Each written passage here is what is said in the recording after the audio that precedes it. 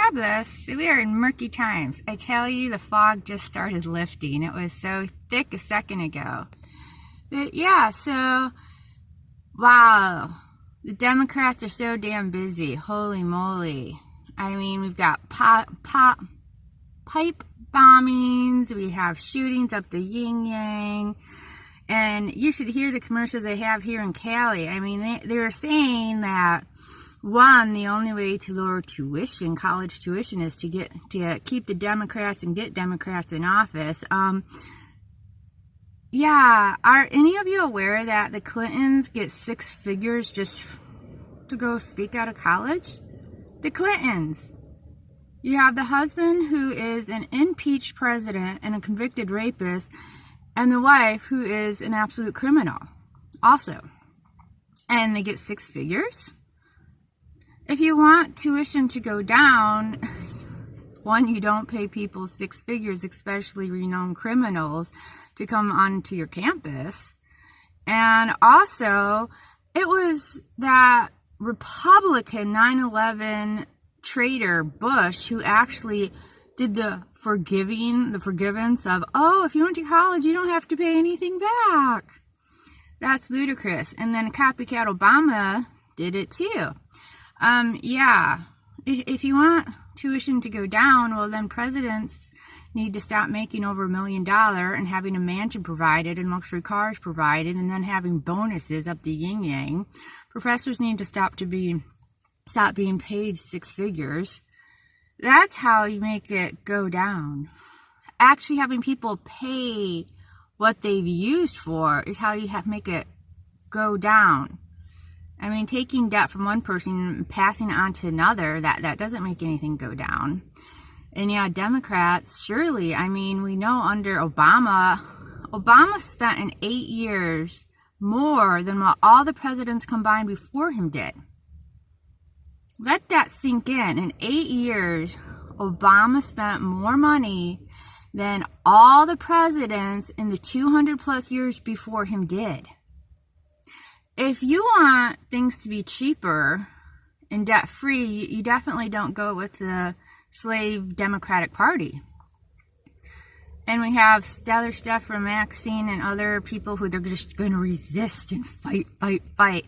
Maxine, you have not done anything. How people haven't dragged your ass out, I do not know. You are a joke. Actually, you're not a joke. You are disruptive, disrespectful, anti-American, anti-public republic. You're not a citizen. You're a traitor. Maxine Waters, you are an absolute traitor. All she doesn't work with our president, which is part of her job, is to work with the president, which she will not.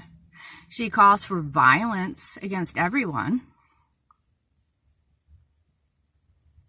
Anyone who doesn't agree with her. I mean, if you want peace and cheaper things, let's just review. You have Antifa, the most fascist group that has ever existed in America.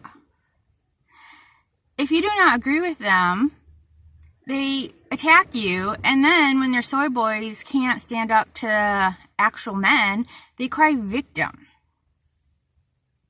I mean, if you look at the latest attack, well, the latest attack I knew was, New York or whatever. Again, Antifa stalked out Republicans on their grounds. Again, Antifa attacked them. Again, they got their wussy-ass soy boys kicked. And yet they're claiming victim. No, you cannot be the attacker and the victim. That's not logical. That's not truthful. You cannot be the attacker and the victim. And again, Antifa, yet again, we have years on end of one case after another of Antifa seeking Republicans out and attacking them. Have you seen the one where the girls set the Trump supporter, her hair on fire? That's not peaceful. That's not promoting diversity. I mean, if you really love diversity, you would embrace Trumpers because they're different. And you say you love different. Oh, wait. What you say and what you do are two separate things. The, what is it, pipe bombs? I mean, really? Are we really supposed to believe it's some dude in a van? I don't believe that for 1 second. This is more leftist Soros CIA shit that they're trying to pin on the right because they're having a hissy fit. Like that one Indian guy says, the Democrats haven't had this much of a hissy fit since Lincoln, when they killed Lincoln when he won the second term. This is so inappropriate. The only thing more inappropriate than the lies and violence of the left are people believing them and being silent about it. Not okay. So we have a real opportunity in this election to break free from the fog, to break free from the lies. So hopefully we'll take it. Of course, that will bring about a lot more violence because the left has always demonstrated for a couple hundred years now that if you do not agree with them, they will attack you. I mean, they had slavery in the South. The North, the white Northerners were like, no. And what did they do? Start a war. We have Lincoln who won. What did they do? They killed him. Get rid of slavery. What do we get? KKK. Thanks to the Democratic South. There is so much violence, meditated violence from the left. And it's so long-standing. It's really alarming. And it's really alarming how many people don't catch on to it or don't want it. They're too busy with popping pills and seeing what the latest reality TV show or sports game is to really be like, we could be living better. So, and then we have the imminent crisis of the invaders, this caravan. This is war, people. This is not a traditional war. This is a very untraditional war. These are not refugees. These are not undocumented people. These are warriors coming in to destroy everything about us. I really hope more people start waking up, which is interesting. I had a guy stop by and start talking to me, and he's like, people are waking up. I'm like, okay. I sure hope you're right. And prayerfully, you act wisely. But yeah, I really don't believe any of the crap coming out of mainstream fake news because it's all fake news and just propaganda crap to scare everyone. It's the left, they're the victims. They want peace. No, they've never wanted peace. They demanded to own people. When that didn't work out, they created the KKK. When that didn't work out as good as they hoped, then they went into welfare enslavement. Now we're moving on to Antifa, which is just so incredibly violent. The stuff you see on that, those people are so fanatical and so anti-diversity and so, they're just so violent. And they're just alarming people. So anyways, I hope you get out and vote. And I hope you make it count. A lot of homeless people cannot vote because we do not have addresses. And if we are able to use someone's addresses, we're not always in that city during election time.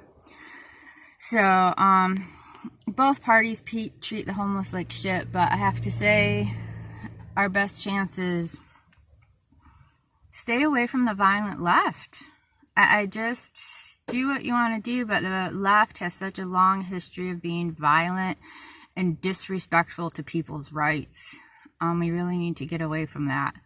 And there are the ones who are emphatic about open borders, about bringing more and more people in, which that means there's less and less housing for actual citizens.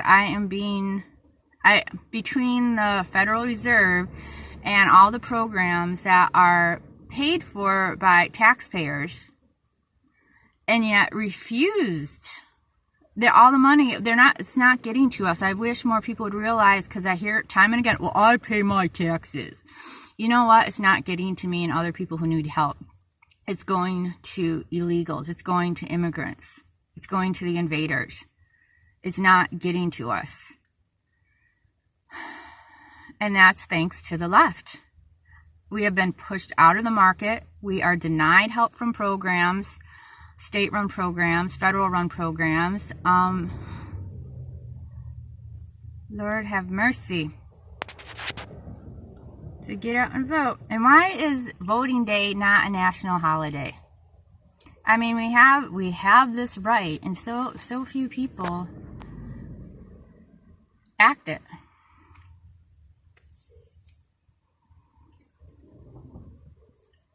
And more people need to hold their cities responsible, because more and more you vote and they're like, oh yeah, well yeah, we know you don't want that, but yeah, it's really for what's best, so we're going to do it anyways. No, that's not how we work.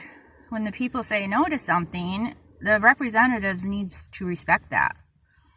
The disrespect that politicians have for citizens is not okay.